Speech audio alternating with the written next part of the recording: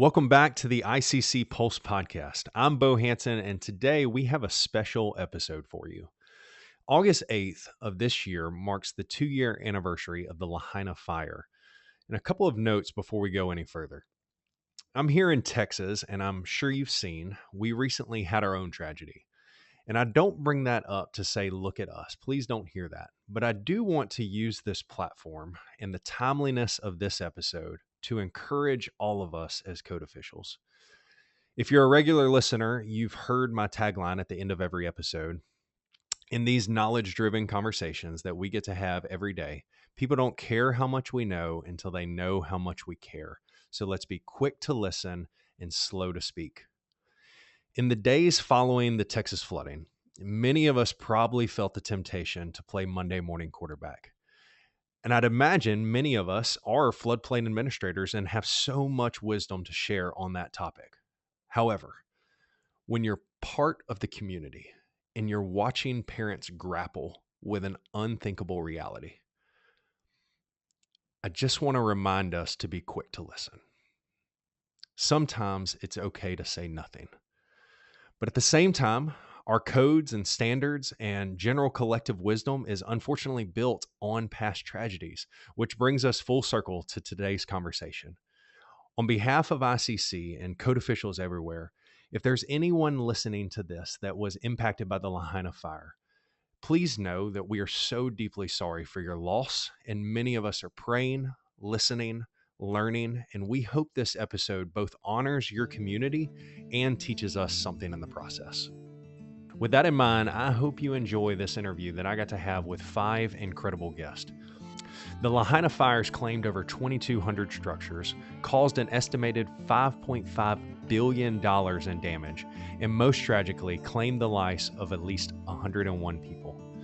And my guest in this interview did such a good job weaving together thoughtful analysis of what happened, authentic empathy for a community they love, and even a story of how many organizations are working together to make a more resilient Hawaii.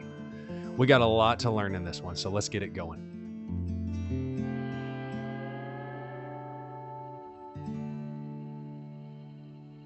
I want to introduce this amazing panel, and all of you are experts in your respected field. And so could you take a minute and each introduce yourself, what you do, and I guess specifically where you were when the Lahaina fires took place? Derek Alconis. I'm with Underwriters Laboratory Research Institute with Fire Safety Research Institute within that organization. I've been with them for just over 4 years as a research program manager, but before that, I was with Los Angeles County Fire Department for 31 years and retired as the assistant chief over Air and Wildland Division. Right now, I'm responsible for WUI initiatives and WUI research and working with our engineers. And on the day of the Lahaina fire, I was doing our research work with the Institute, and we received a call, and there was interest in us conducting a formal analysis, an independent, broad-based analysis of the incident, which that was a few weeks later, but we ended up being involved that way. Okay, so you were actually in LA, is that right? Or were you in Yeah, Hawaii when it all? Okay. yeah, I was in LA. Okay. Dory, what about you? Dory Booth. I'm the state fire marshal for Hawaii. I was actually in Arizona getting ready to go to Maui on vacation when the fire started. For me, it was a very unique time of calling the hotels and letting them know I needed to cancel within the cancellation window and convincing them they were not going to charge me extra for it and that I was a first responder and there was no way in good conscience I could come at that time knowing what was going on. So it was one of those ironic getting ready to come over type deals of not being able to because of the fires.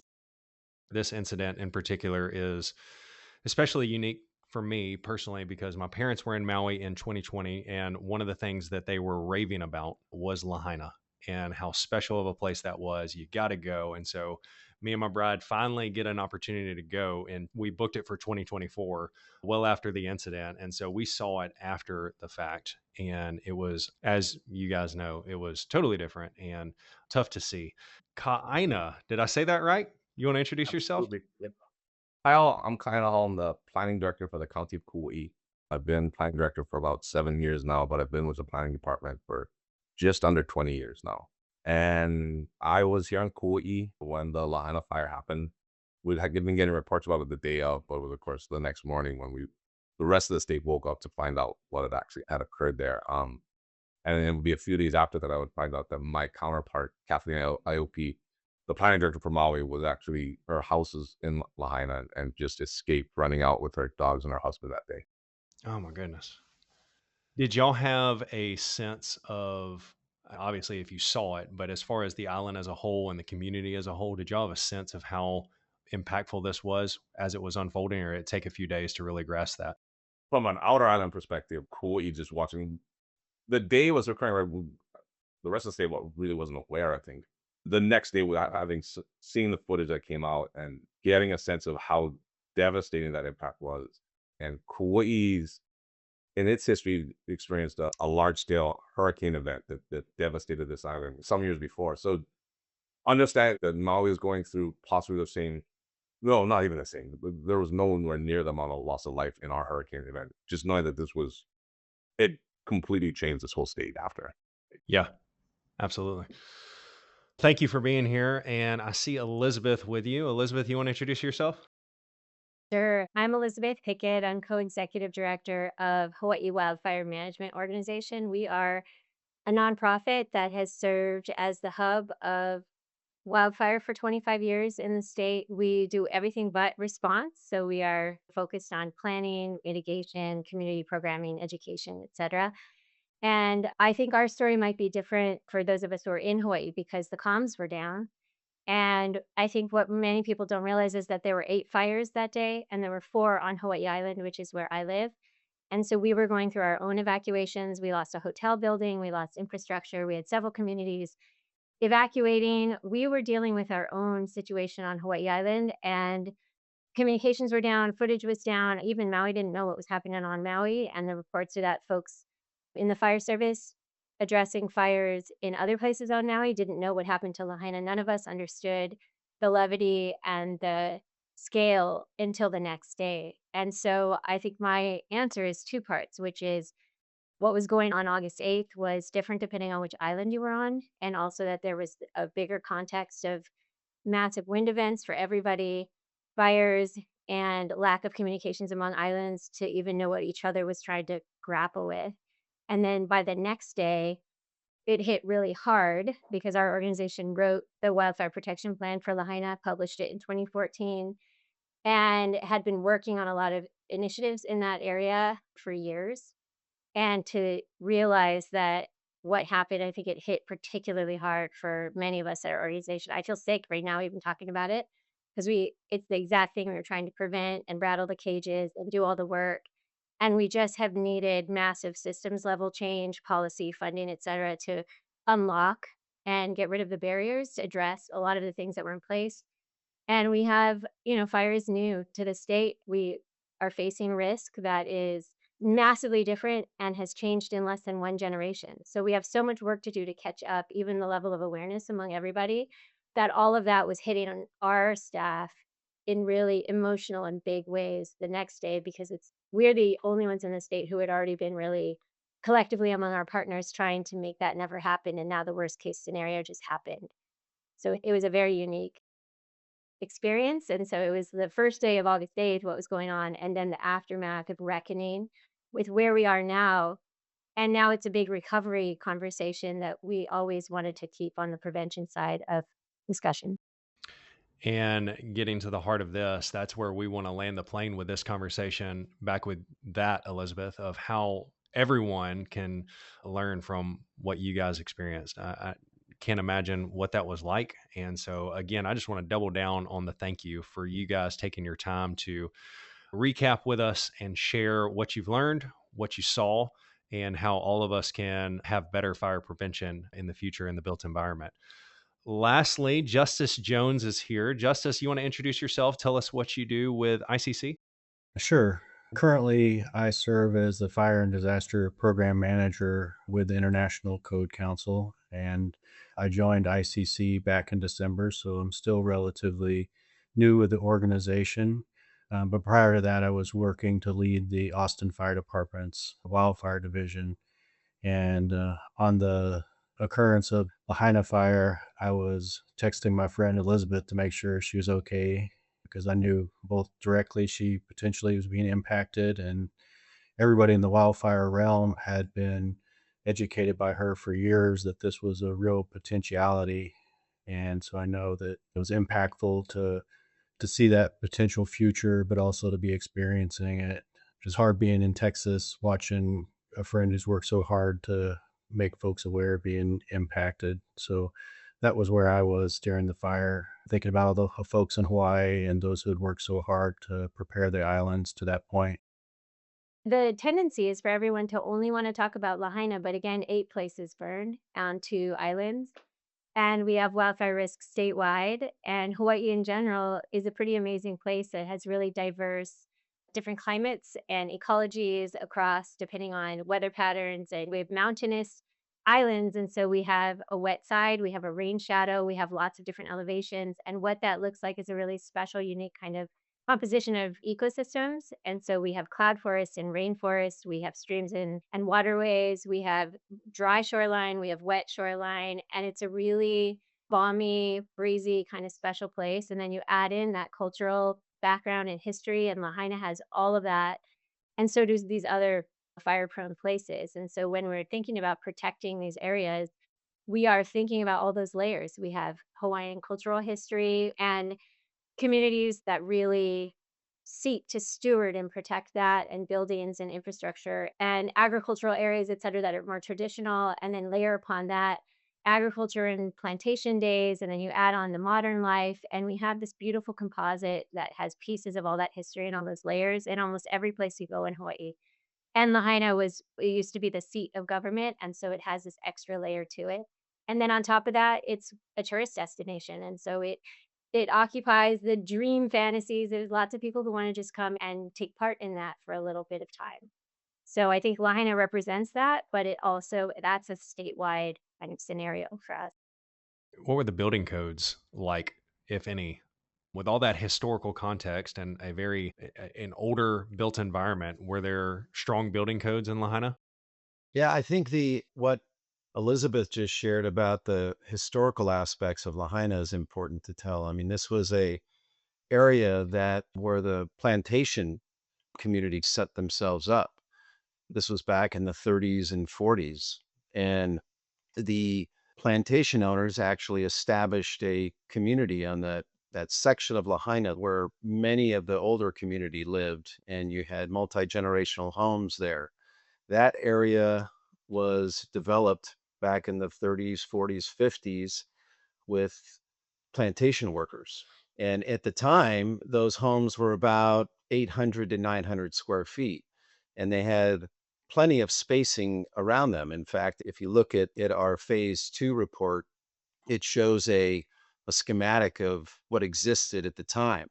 And you see this structure on this very large lot, and then another structure, and the houses look to about they're 20 feet apart or so. There's adequate structure separation. And then you look at just before the fire, and those structures had expanded quite a bit. They've been added on to over the years.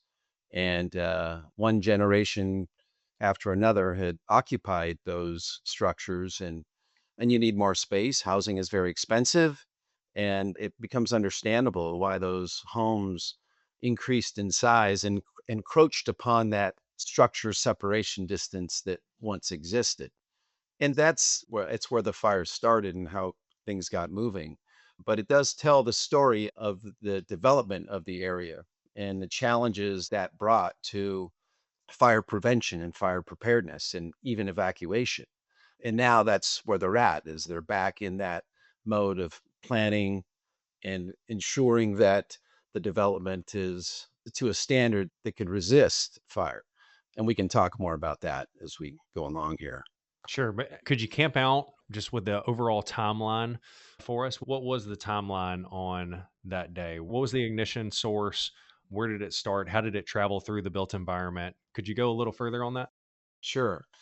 So that day, you had a hurricane spinning off the coast of the Hawaiian Islands, and it passed south. And as it passed south, it was generating a lot of energy and actually developed into low pressure. It was several hundred miles south of the Hawaiian Islands. And that low pressure, as it parked itself off the coast on the west side and southwest side of the islands, there was a higher pressure on the northeast side. And that pressure differential caused wind. And that's where you got these hurricane force winds, these downsloping winds. And they started to appear. The fire started on the 8th of August in 2023. And it was very early in the morning where they started experiencing these extreme winds. And those downsloping winds came from the mountain, Mauka. So they're racing toward the west and toward the coast. And even before the fire started, you had significant damage in Lahaina. There was 29 power poles that were down. There was roofs blown off of the structures. There was trampolines that were wrapped up into the power lines. Many areas had lost power because of the down power poles. And the first ignition happened just after midnight, which was another fire in the inland areas of Maui. And the Lahaina fire started at 6:30 a.m., I believe. So that was the first one, and that's the first one they were working on. And they worked on it for several hours. And then it ended up getting really moving at around 2:15. And that's where it started, basically, is when that fire reignited and shot down the mountain and took out we estimate around 15 homes initially. And then it just went from there. Were there any land management procedures in place before then? I think if you're talking about vegetation management, the answer is there is a patchwork of land ownership in that area. You have some state land and you also have some private land. In terms of how well maintained that land was, where that private and state land abuts to the built environment right near the area of origin, there was, I think it was like in 2018, where they were mandated to clear the land and make a 30-foot buffer around the structures, which they did. But with the type of vegetation they have in that area, which is this invasive grass species, guinea grass and buffalo grass and halikoa, highly combustible. It really takes off. It gets very dry. August is the month where you get the most red flag weather in the state. And they had been going through a drought too. So everything was well cured, very dry. And you had hurricane force winds taking out utility poles. So that vegetation in that area had not been cleared since 2018, I believe. But they did have a fire. It could have been 16, but anyway, they did have the Hurricane Lane fire, which went down in 2018. And it burned a lot of that northern section of the grass that also burned during the Lahaina fire. We might want to add on to that our grass type, we've heard from other folks in non-Hawaii areas that when you do clearing, you can count on it to last until next year. But for us, it grows back within a month or two. And it grows sometimes 6 to 12 inches a day. So we have to be really clear that our vegetation needs constant maintenance. And if it doesn't get it, and then it cures and dries out under the conditions that we get during our dry season, like Derek mentioned, it's clearly that was too many years ago to be able to think that was enough action on it. And then so far, our codes until recently, the expectation was to really only manage vegetation around structures within a certain distance, 30 feet. And so we have been struggling, maybe not struggling, but we have been working on how to better manage our landscapes to reduce fire risk, but also for food security, to reactivate agricultural lands because our risk lies in these areas that used to be agriculture. And then when that was no longer profitable, the market didn't support that. It turned into land banking where people buy up land and they're sitting on it waiting to develop or sell. And there's no requirement to manage. And the system currently protects their right to do nothing because that's not why they own the land. And so shifting the tide on that and elevating that we have risk and we're literally growing wildfire risk by not managing the lands in those ways. It's been part of a conversation for a long time, and then now it has surfaced as a priority. So there's been a lot of movement since the 2023 fires, exactly on the question that you just raised. Elizabeth, did I hear you correctly? Did you say 6 to 12 inches in a day? sometimes some species, yes. Oh my gosh. Okay, so yeah, that's a huge obstacle to overcome. Derek, also, I there wasn't a hurricane there when I was visiting, but the winds coming off those mountains they're severe. I had no idea there were that strong of winds in Hawaii, and I remember sitting on the beach and being chilly because it was so windy. So I can only imagine if there was a hurricane nearby of what it was doing that day, and then you factor in that grass. That's a recipe for disaster. Elizabeth, you talked about some things y'all are doing in response to that. What are some other things that y'all are, when you look around today, that Hawaii has already improved on, or at least is working on revisiting? As Derek noted, we have a patchwork of ownership types. We have government ownership, we have private, different levels of government, state, county, federal. And then, even with the private landowners, there's a whole spectrum of willing actors and good stewards who want to do the right thing and have the resources to do it. We have good stewards who are learning and want to do the right thing, but do not have the resources to take action.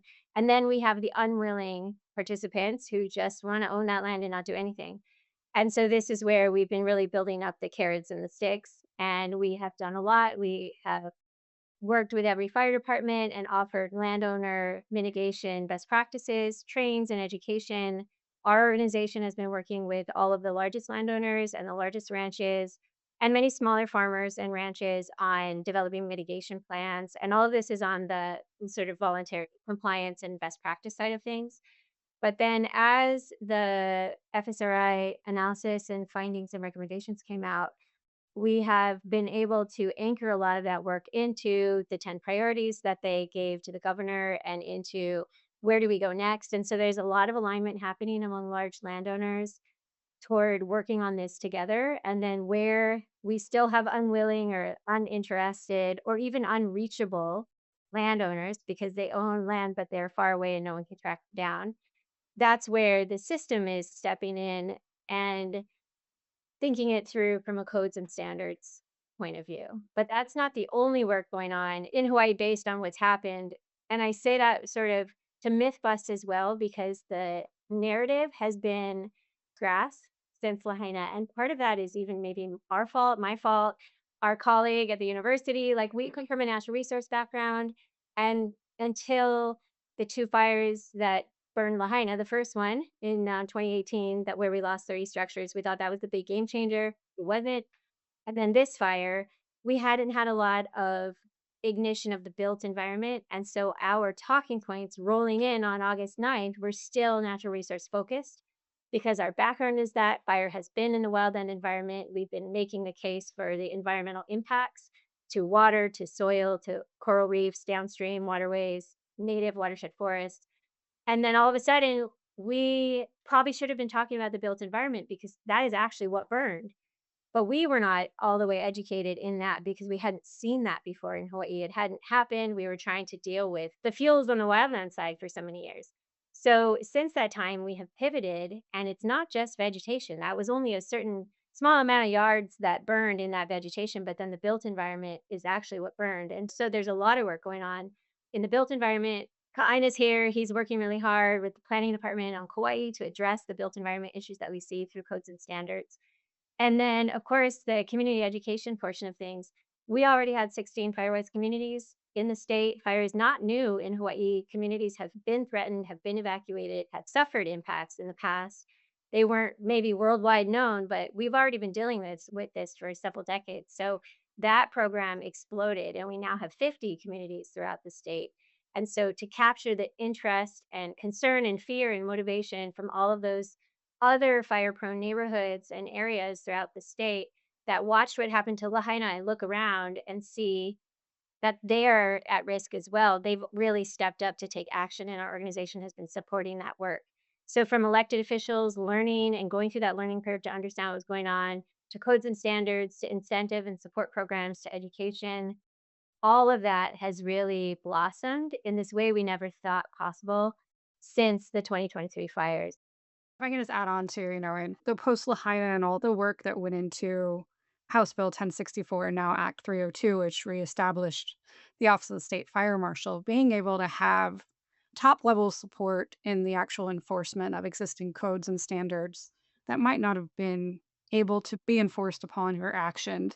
As well as bringing everybody together. There's a lot of people doing great work across the states, such as HWMO and some of them, but then also being able to take now at this holistic picture of seeing who's doing what throughout the entire state as an ecosystem and bringing those parties together to make sure that we're not overlapping efforts or duplicating and that common operational picture is being established so we can be more of that unified front across all spectrums versus what Elizabeth and her team have been able to do based on their funding, their resources, Department of Forestry and Wildlife or private landowners, bringing those together to be able to work together a little better and move everything forward that was already happening. I think that's some of that myth busting perspective too, is that, as Elizabeth mentioned, wildfire is part of Hawaii. And it's just the story is not told well. We're the most remote location on the world, literally. So getting that information out to the masses, unfortunately, took a catastrophic event for people to pay attention. And now riding on those curtails of a catastrophe, similar to what we do in codes and standards, is how do we take what we've learned from that and implement those actions to continue to grow it to make it more resilient and less impactful if we do have another incident? We'll be back with this great panel in a bit and learn about some things being done to prevent fires like this in the future. But first, let's hear from today's sponsor, ICC's AI Navigator. The Code Council's AI Navigator offers quick, helpful answers to important code questions and is trained and tested to help users navigate the international codes like an expert. This AI code intelligence tool can handle several state codes, including California, New York, North Carolina, and more. ICC's AI Navigator is an AI assistant built for the future. Get answers to your compliance requirement questions anytime and search multiple code years across multiple I codes at once from the authoritative source. Understand codes faster with ICC AI Navigator. Try it now with Digital Codes Premium.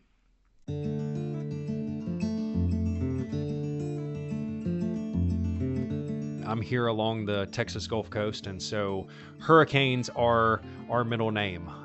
We often are dealing with those, and with that comes storm chasing contractors. What has that been like, navigating that and working alongside? So, story on that. When I landed in Hawaii, I was in Maui looking for my luggage in the airport and standing next to a guy, and we just struck up a conversation. And, oh, what are you doing here? And he told me he was there working, and I was kind of shocked. I don't know why I was shocked, but he said he was from, I think, Kansas or something. And so that was my first aha moment of, man, I bet contractors are flocking here. And I hope the community has been blessed by that and not the opposite. How has that been for you guys? I can start off by saying that I was calling it Attack of the Vendors. And there was a lot of education we had to do really quickly to elected officials and to some of our partner agencies because every vendor was finding every possible person at every department to say why their solution was the one that was going to solve our fire crisis in Hawaii. And it was a mixed bag of folks who probably had really good, viable products, but we weren't ready to have that conversation. But then there were gems and jewels within that with really beautiful assistance and contribution that we are better for. So it was a really mixed bag. And Justice mentioned in his introduction that he offered whatever we can do, and that was so helpful because he had so kindly reached out as part of our Fire Adapted Communities national network of practitioners, and just as having become friends with lots of folks. The people who did that but didn't push anything on us, but rather were like, "We're here when you need us," we made use of that. So ICC and Austin Fire Department and Headwaters Economics and so many folks who understand the post-disaster situation and still do have things to offer, but had built trust and friendships along the way, were the ones that were just so useful. So, speaking of, Derek, as you came in and began your analysis, what was that like? Was it tough to do your job, or what was that process like? Well, we have a certain process that we go by, and the first thing we do is we come up a list of data needs, things that we need to study the fire, and from the fire department, from the county planning, from the police department, emergency management. We also walk every single property to evaluate how the fire made its way through the area. And of course, when you have so many contractors, so many different people there, sometimes you have to wait in order to get access. Nonetheless, I mean, we're going to accommodate them as much as possible because we know that it's important to get the infrastructure back up. And a lot of the workers were more related to the infrastructure element. That's the first thing you've got to repair.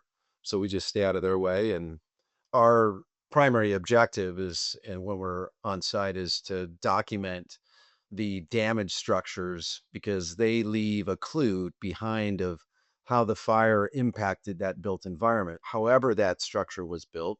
And we want to find out how those materials, the building design elements, and even the location where it was at, how it was impacted by the heat, whether it be from an ember or radiant heat or the flaming front. So we're analyzing all those different elements to ultimately to be able to tell the story of how the fire went from 1 to 15 structures to 100 to 2,000. Really explaining that is important to all of us, especially in the code world and the science world. That way we can make improvements to the code. And that's why we're out there, part of it. Yeah. So how can, you mentioned really the built environment working better with nature moving forward. What is the answer there? Can you concisely say that? I know that's a loaded question, but where are we at now with our codes? Do we feel like we have a long way to go, or what are y'all's thoughts on that?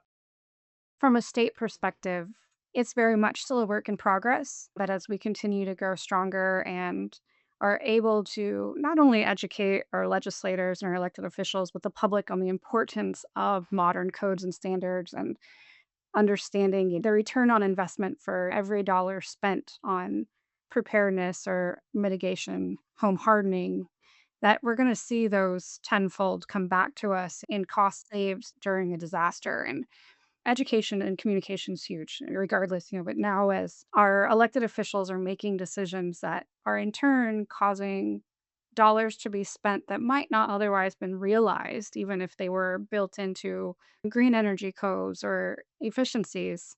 When the public is electing these officials, that they're not seeing that they're just causing me more money, that the best of intentions are made, and having those tough conversations and decisions now where we're kind of at this tipping point of land management and identifying where our highest risks are and creating WUI zones and those built environments. But ultimately, I would love for Kaina to really talk about what Kauai just did with their planning and zoning and that step forward. Yeah. So after Lahaina, I think all the planning industry, private and public, we're trying to figure out, oh, is there a role for us in the future of the built environment in a post-Lahaina world? And to a lot of us, quite honestly, we were like, what could we possibly do against a wall of flames? We're beginning to make adjustments for flooding or coastal erosion, but what on earth are we supposed to do against a wall of flame? And I think that's why it took us so long to finally be like, oh no, there actually is a space in here, because when we begin breaking into it, it's not just a wall of flame you're really dealing with. It's primarily embers. And it took a while for us to understand the science behind that. I think the wildfire folks, the fire folks understand that. Quite honestly, the planning departments, candidly, we did not understand that. And so we didn't think there was a role for us in this discussion. And that's really our fault. When I first started tapping into it, being like, there's got to be a role for us, I had conversations with the fire department, and they were kind of like, oh, we're updating the hazard maps with wildfire, and we should have that update in a year or so. And I was kind of like, oh, I'll wait for that update, and then that'll have prescriptive measures we're supposed to do from the built environment standpoint. After a few months, they corrected me, said, no, the updates to the hazards, it's not going to be prescriptive for planning departments or even building departments. So like, okay, you're not going to give us the prescriptive measures. I know the Attorney General's report is coming out. Let's wait for the Attorney General's report, and she should have something if we're supposed to be in this space. And then her report comes out, and it clearly lays some of the responsibility at the zoning codes and our subdivision codes, but doesn't tell us what to do. Okay. So instead of pulling apart the American Planning Association, which also talks about a space for planners in wildfire resiliency, and it talks about setbacks and accesses, but it doesn't give us an actual code. And so we were working really from a vegetation standpoint to try and figure out how we can do that in our zoning code. How Elizabeth pointed out earlier is it's vegetation maintenance was what we're primarily looking at. And I was ground truthing it or testing it at different policies with the staff, with our enforcement division, with our planners. And it was falling apart, quite honestly. We weren't finding something that could politically be passed because it would be significantly costly on not necessarily large landowners, indeed large landowners, but the small landowners, right? Politically imposing $5, $10, $15,000 maintenance requirements on the 3 acre parcel. In theory, we can propose a policy, but it's probably not going to get adopted. And I went to Kona. Elizabeth and her team had a wildfire summit. Defeated that my team was, it was falling apart at the seams, trying to get a vegetation and zoning ordinance.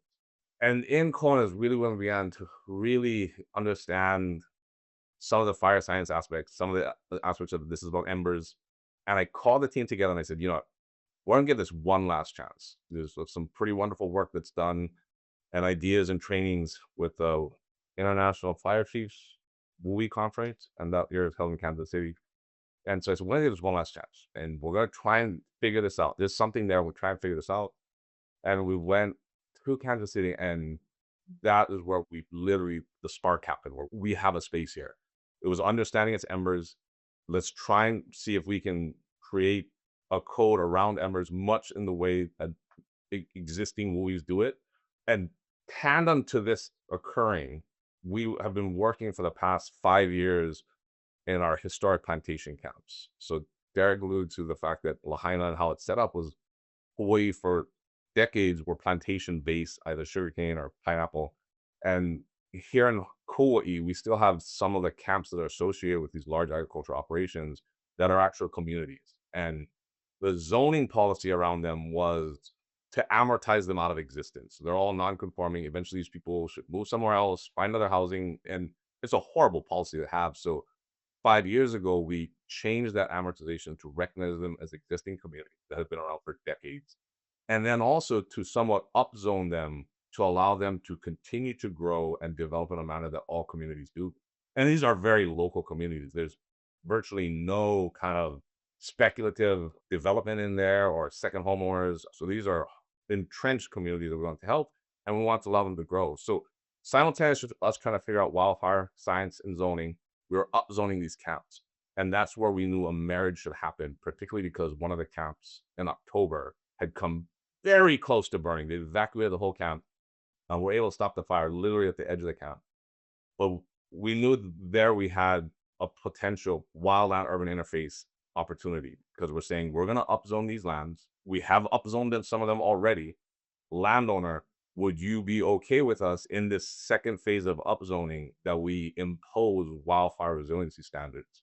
And if, quite honestly, if you're not, we're not going to pursue upzoning these lands anymore. So there was some leverage in that. And they definitely signaled that they're open to it. And I drafted the first version of that code, I think the first night in Kansas City. And then the team came in the next day and I said, we're doing the workshops during the day.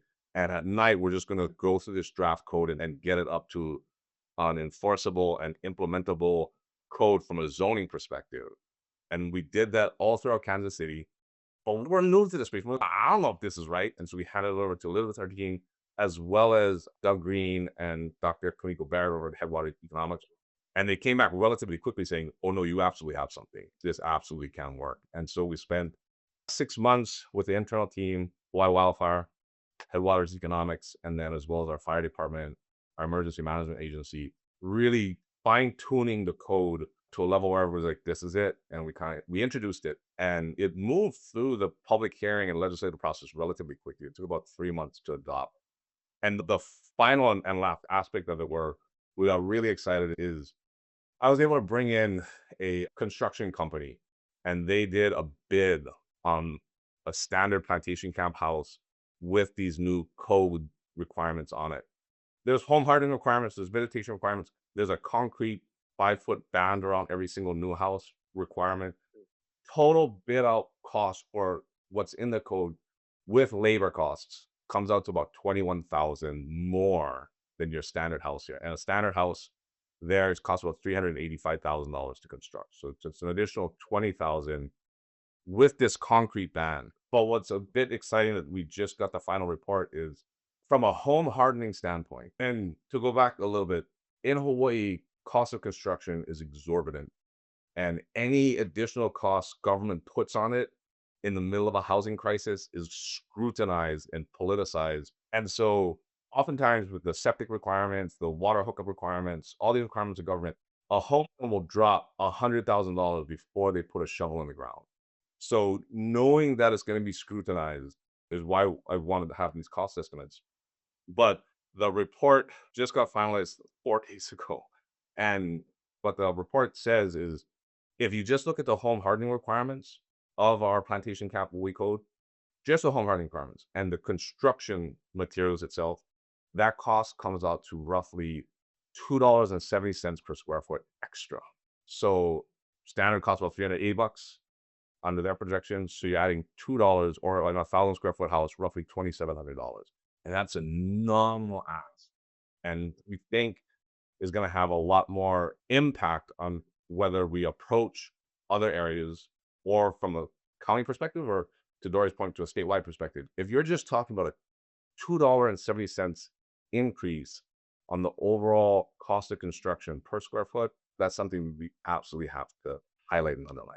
And it got signed yesterday. So there was a big fun event with the mayor signing it. The mayor rolled out the contents of the bill and talked about how that's our new direction we're heading. We're doing it for the safety and protection of our places and our people.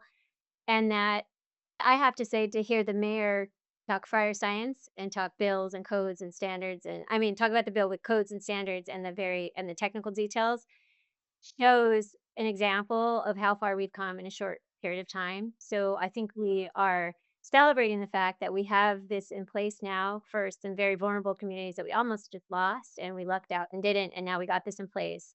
That comes coupled with incentives and cost share programs that we're in the midst of building to support the retrofit side of the equation.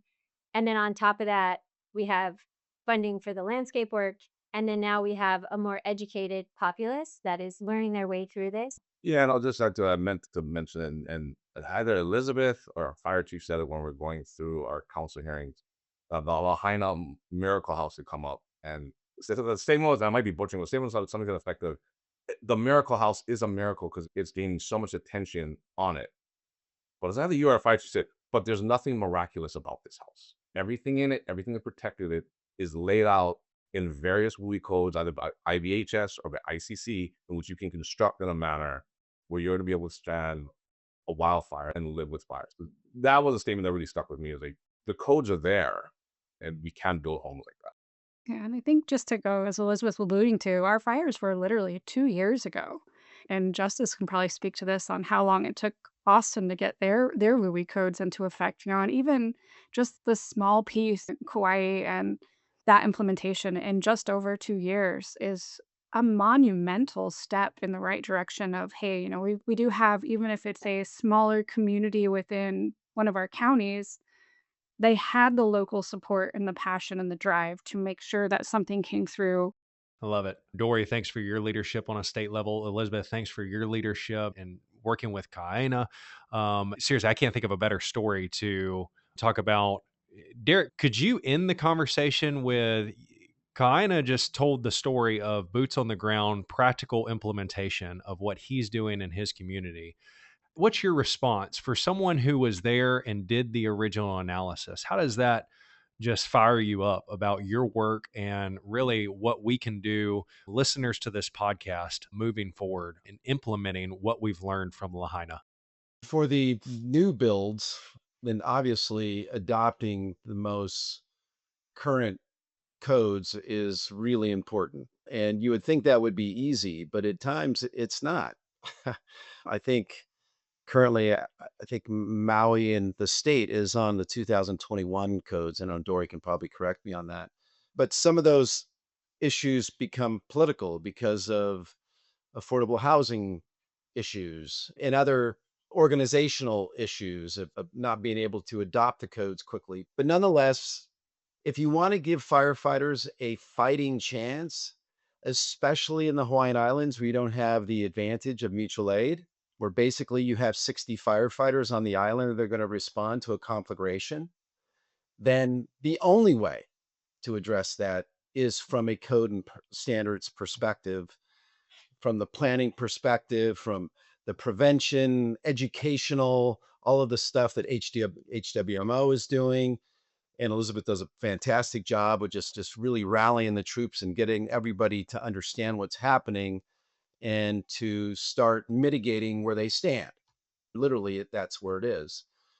Now, for the properties that are existing, that is the biggest challenge. And that's where wildfire prevention education and incentivizing the home hardening process with, could it be tax incentives? Could it be through the green bill, which they have, and the green fee that they have in the state of Hawaii, which is going to bring $100 million. And a portion of that is going to be able to be used toward wildfire mitigation. I mean, how they're going to execute that, they're still working on. But what's going on in that state, I think we need to participate. We need to pay attention because they have somewhat of a nice, open, beautiful canvas that they can paint this beautiful picture on because they didn't have a state fire marshal. And in terms of when you look at wildfire prevention, preparedness, either legislation or regulation, they were hampered maybe by that, but now they can actually adopt new things. And like what Kaina did and his team is remarkable, right? From a planning perspective, because usually that goes through a code and standards process. But he did it through the planning process, which they're innovating already with that, which is fantastic. So I'll go back to what I said. You want to give the firefighters a fighting chance, whether you're living in Hawaii or you're living in California, because we just saw it in California. Then it's this prevention, preparedness, education, making sure the community members understand what those risks are and where they live and how they can mitigate right where they stand and encourage that. I love it. Justice, where would you direct members listening to this show?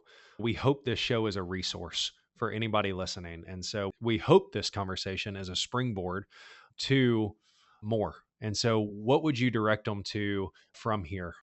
Yeah, Bo, we would like folks to visit our International Code Council wildfire site, which is iccsafe.org/wildfire, where we have wildfire planning toolkits and resources that communities and jurisdictions can use to educate themselves and understand the code adoption process and how that can benefit their community and the residents that they're dedicated to protecting.